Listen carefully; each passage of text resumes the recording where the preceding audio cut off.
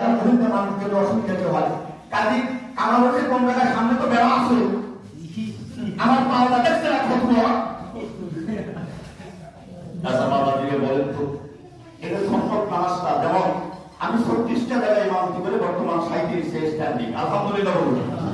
আমি আমার মসজিদে রেওয়াজ করছি সম্পদ নামাজটা যারা পার্থক্য মানুষ তারা আগে এসে তাকে তুলতু দেখালে মসজিদের সঙ্গে পড়িয়ে দিতে পারে, কেননা বৃদ্ধ মানুষ এবং যুবকের নামাজটা একটু কম বেশ হতে পারে, ধরে বলেন ঠিক না ঠিক। কিন্তু সুন্নতটা ইমামের নির্দেশ করে করাটা ইমামুল আযাম সবচেয়ে উত্তম আলহামদুলিল্লাহ। এখন এক জায়গায় দেখি যে ইমাম সাহেব ঠিক নামাজের অর্ডার দিয়ে উনি বসে, তো উনি আর জানে না যে হুজুর আসছে, নামাজ হয়ে গেল। আমি একটু বলাই যাব যে আগে দেরি করে নেয় তা পাশে ডাক দিলে যাই বললাম ইমাম সাহেব ইমামের